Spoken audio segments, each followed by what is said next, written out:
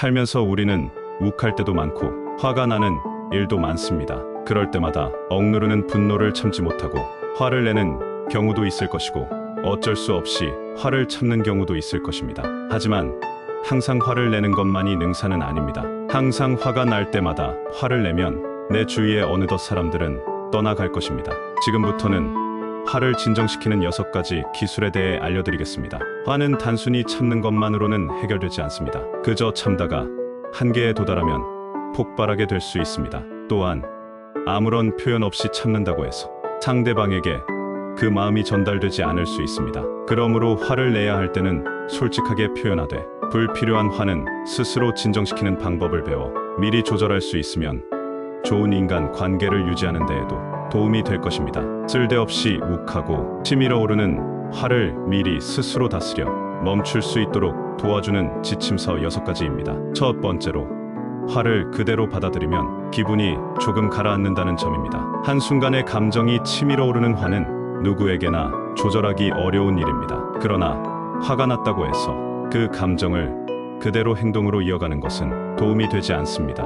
먼저 불쾌한 일을 그대로 받아들여 보는 것부터 시작해보세요. 이는 화를 다스리고 모든 상황을 용서하라는 의미가 아닙니다. 단지 어쩔 수 없이 일어난 일이라고 인정하는 것입니다. 그리고 스스로에게 일부러 그런 걸 아닐 거야 라고 말해보세요. 나도 같은 상황이었다면 비슷하게 반응했을 수도 있다는 생각을 해보는 것이죠. 당장 상대방의 행동을 용서하는 단계까지 가지 않더라도 그저 받아들이는 것만으로도 마음이 편안해질 수 있습니다. 더 나아가기 위해 계속 화를 내봐야 하는 이유가 없다는 것도 깨닫게 될 것입니다. 두 번째로, 화가 났다면 심호흡을 하는 것이 좋습니다. 감정적인 분노가 일시적으로 찾아오는 화는 짧은 시간 안에 가라앉을 수 있습니다. 그러나 화가 난 상태에서 크게 소리를 지르거나 주먹으로 샌드백을 치는 등의 행동을 하면 이전에 가라앉았던 분노가 다시 새로워질 수 있습니다. 이때는 화에서 한 발짝 물러나 다른 행동을 취해야 합니다.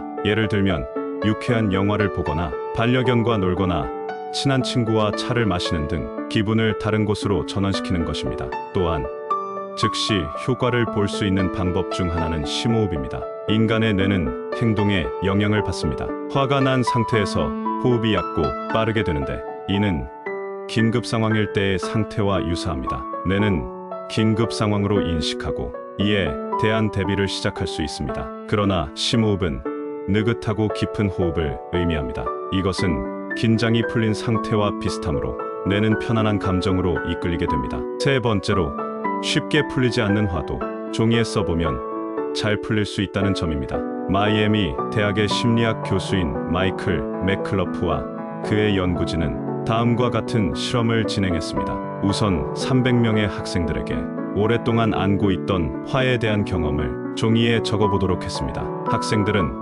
과거에 경험한 배신, 모욕, 절교, 무시 등을 모두 기록했습니다. 그 후 학생들을 세 그룹으로 나누었습니다. 첫 번째 그룹은 그때 자신이 어떻게 화가 났고 얼마나 안 좋은 영향을 받았는지를 써보도록 했습니다. 두 번째 그룹에게는 체험으로 인해 얻은 도움이나 성장을 써보도록 했습니다.